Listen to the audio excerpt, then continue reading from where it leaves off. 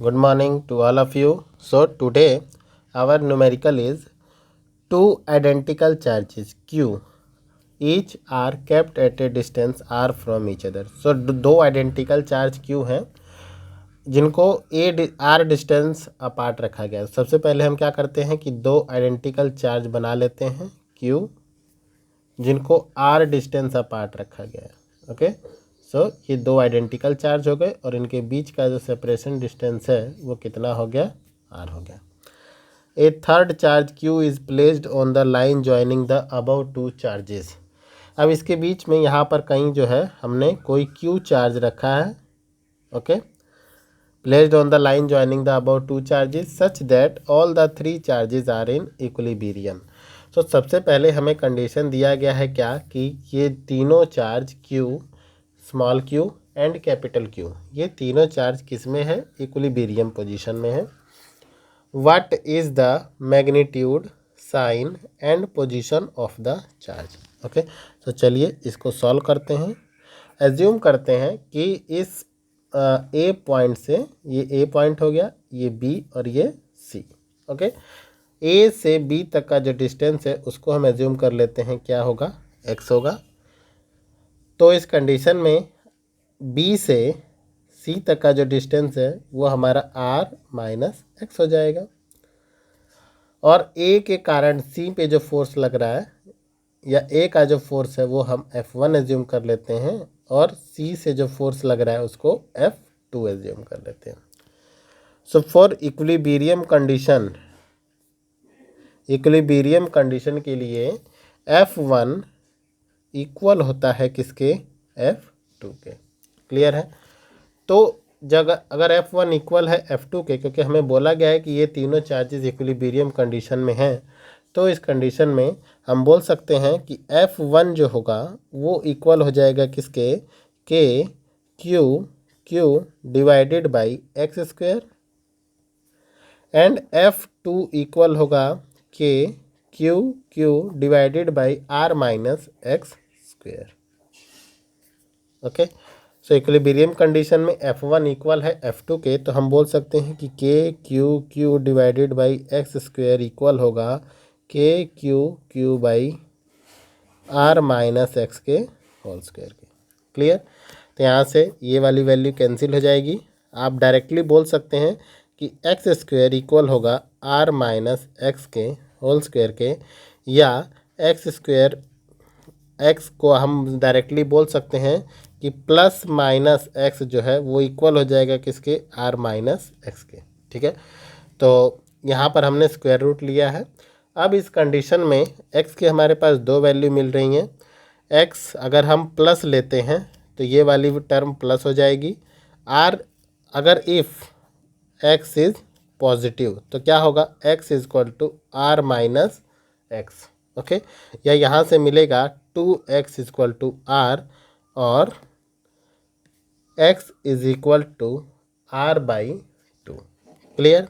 अगर x को हम नेगेटिव लेते हैं तो इस कंडीशन में ये वाली टर्म हमें मिलेगी, या आप बोल सकते हो कि माइनस एक्स प्लस एक्स हो जाएगा, ये इक्वल होगा आर के। तो ये आर की वैल्यू क्या मिल गई, हमें 0 मिल गई। ओके, सो ये वाली टर्म तो हमें नहीं लेनी है। यहाँ पर जो हमें आर की वैल्यू मिली, एक्स की वैल्यू मिली कितनी, आर बाई 2, ये हमें ये बताता है, एक्स की वैल्यू आर बाई 2 हमें ये डिफाइन करती है कि position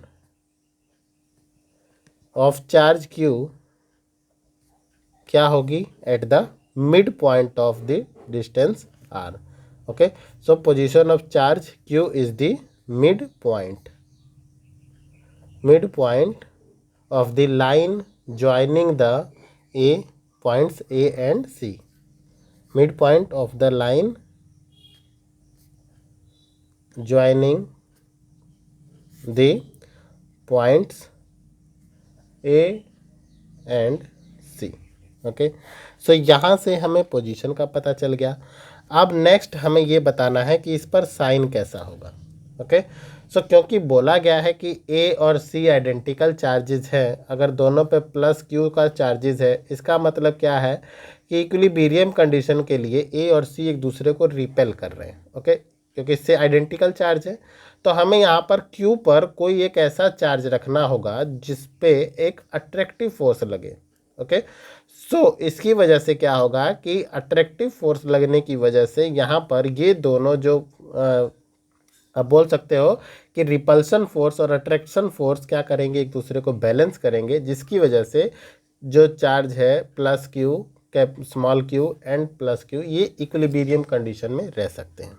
okay, for equilibrium condition क्या होगा, equilibrium condition Q will be negative. Okay, Q will be negative, तो क्यू कैसा होना चाहिए, नेगेटिव होना चाहिए। अब इस कंडीशन में हमें बोला गया है कि क्यू पर चार्ज कैसा, आप बोल सकते हैं क्यू का मैग्नीट्यूड कितना होगा, क्योंकि हमें मैग्नीट्यूड भी फाइंड करना है। तो मैग्नीट्यूड की अगर हम बात करते हैं तो यहाँ पर आपको पता है कि कूलाम लॉ से ए जो चार्ज है जितना उसका रिपल्सन फोर्स है वो इक्वल होगा इस क्यू चार्ज पे लगने वाले अट्रैक्शन फोर्स के। Okay, so repulsion on charges at A and C will be equal to attraction force, आप इसको बोल सकते हैं attraction force and repulsion force on charges at A and B। Okay, so इसकी वैल्यू को हम put up कर लेते हैं। A और C पे लगने वाला जो रिपल्सन फोर्स है हमारा वो इक्वल होगा A Q dot Q divided by R square के, और ए और बी पे लगने वाला अट्रैक्शन फोर्स ये हमारा इक्वल होगा k Q Q divided by, क्योंकि डिस्टेंस एक्स इक्वल है आर बाई टू के, तो हम यहाँ पर आर बाई टू रख सकते हैं, आर बाई टू का होल स्क्वायर। क्लियर, सो के क्यू से के क्यू वाली वैल्यू जो है हमारी कैंसिल हो जाएगी, और यहाँ से Q by R square equal होगा Q by R square by 4, या आप बोल सकते हैं आर स्क्वायर से आर स्क्वायर कैंसिल हो जाएगा, और यहाँ से Q जो है वो इक्वल होगा किसके, कैपिटल Q बाई 4 के। तो आप बोल सकते हैं कि जो हमारा Q चार्ज है उसका मैग्नीट्यूड हमारे capital Q by Q charge का क्या होगा, 1/4 होगा। ओके, तो ये हमारा क्या हो गया, मैग्नीट्यूड हो गया। और साइन की हमने बात की तो साइन इस पर कैसा होना चाहिए, साइन नेगेटिव होना चाहिए। इक्विलिब्रियम कंडीशन के लिए साइन नेगेटिव होगा, और उसकी पोजीशन क्या होगी, x equal to r by two which is the mid point of the line joining A and C. Okay, so good bye to all of you.